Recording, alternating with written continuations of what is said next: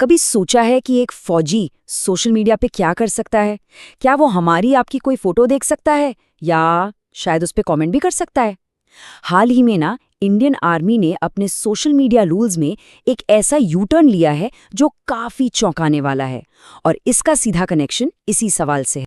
तो सवाल यही उठता है, क्या एक इंडियन सोल्जर सोशल मीडिया पर किसी की तस्वीर को लाइक कर सकता है?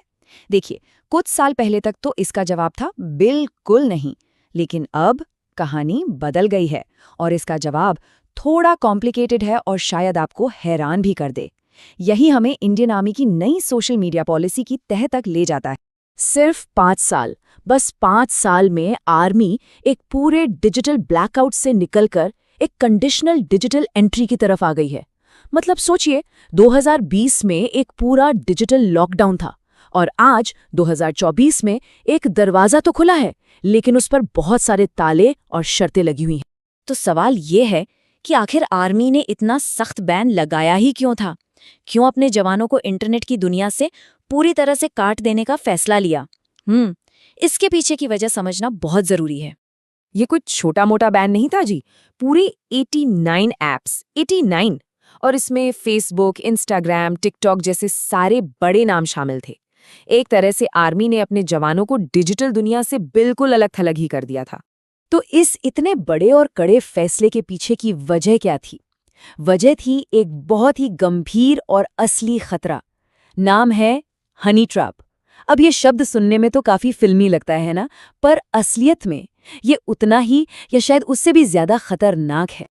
देखिए, हनी ट्रैप जासूसी का कोई नया तरीका नहीं है, ये सदियों से चला आ रहा है, लेकिन सोशल मीडिया ने इसे एक बिल्कुल नया और बहुत ही खतरनाक हथियार बना दिया है।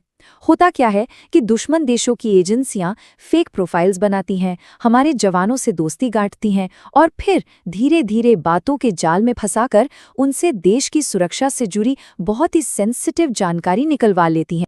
और इसके जो नतीजे हुए वो बहुत ही भयानक थे। कई मामलों में आर्मी की टॉप सीक्रेट जानकारी, जवानों की लोकेशन जैसी चीजें दुश्मन के हाथ लग गई। इससे हमारी नेशनल सिक्योरिटी को सीधा खतरा पैदा हो गया। ये एक ऐसी आग की तरह था जिसे फौरन बुझाना बहुत जरूरी हो गया था।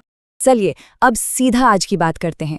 5 साल बीत गए हैं और अब खेल के नियम पूरी तरह से बदल चुके हैं। आर्मी ने अपनी स्ट्रैटेजी में एक बहुत बड़ा यू टर्न ले लिया है। तो हुआ यह है कि 5 साल के इस डिजिटल वनवास के बाद सैनिक अब सोशल मीडिया पर वापस आ सकते हैं। लेकिन रुकिए, इससे पहले कि कोई ये सोचे कि अब वो सब कुछ लाइक और शेयर कर पाएंगे, ये समझ लेना जरूरी है कि ये वापसी बहुत ही कंट्रोल्ड है, बहुत ही नपी तुली। तो फिर नए नियम हैं क्या? चलिए जरा इसे प्लेटफॉर्म बाय प्लेटफॉर्म समझते हैं कि एक फौजी अब सोशल मीडिया पर क्या कर सकता है और क्या नहीं। ये बड़ा इंटरेस्टिंग है। इंस्टाग्राम पर वो देख तो सकते हैं पर छू नहीं सकते। मतलब रील्स देख लो, फोटो देख लो, वीडियो देख लो, लेकिन लाइक या कमेंट नहीं कर सकते। अब सवाल है क्यों? क्योंकि कोई भी पब्लिक इंटरैक्शन एक पोटेंशियल सिक्योरिटी रिस्क है। वो एक डिजिटल फुटप्रिंट छोड़ जाता है। ठीक इसी तरह व्हाट्सएप का इस्तेमाल सिर्फ नॉन कॉन्फिडेंशियल जानकारी के लिए ही हो सकता है, कोई ऑफिशियल फाइल नहीं, कोई सीक्रेट नहीं।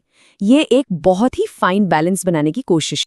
और ये सब हमें सबसे बड़े सवाल पर ले आता है, आखिर आर्मी ने अपनी पॉलिसी में इतना बड़ा चेंज किया ही क्यों? क्या हनी ट्रैप का खतरा खत्म हो गया है? नहीं, बिल्कुल नहीं। तो फिर ये यू टर्न क्यों? इसका जवाब ना आर्मी के एक हाई लेवल सोर्स के एक बहुत ही सिंपल लेकिन पावरफुल बयान में छिपा है। उन्होंने कहा, सूचना की दुनिया बदल रही है और सेना खुद को इससे दूर नहीं रख सकती। बस ये एक लाइन पूरी नई सोच को बयां कर देती है। देखिए, ये पॉलिसी चेंज एक बहुत सोची समझी स्ट्रेटेजी का हिस्सा है। पहला मकसद है ऑब्जर्व करना, मतलब दुनिया में क्या चल रहा है उस पर नजर रखना। दूसरा, अपडेटेड रहना, ये पक्का करना कि हमारे जवान करंट अफेयर से वाकिफ हैं। और तीसरा और सबसे जरूरी, अडैप्ट करना, क्योंकि आज की लड़ाई में इन्फॉर्मेशन ही सबसे बड़ी ताकत है और आर्मी इस बैटलफील्ड से बाहर नहीं रह सकती। और आखिर में ये पूरा एनालिसिस हमें एक बहुत बड़े सवाल पर लाकर खड़ा कर देता है। आज के इस डिजिटल दौर में एक सेना के लिए बड़ा रिस्क क्या है? इन्फॉर्मेशन की दुनिया से कटकर अलग थलग पड़ जाना या फिर कुछ शर्तों के साथ इससे जुड़कर नए खतरों का सामना करना? इंडियन आर्मी ने तो अपना जवाब चुन लिया है, पर सवाल ये है कि क्या ये सही बैलेंस है।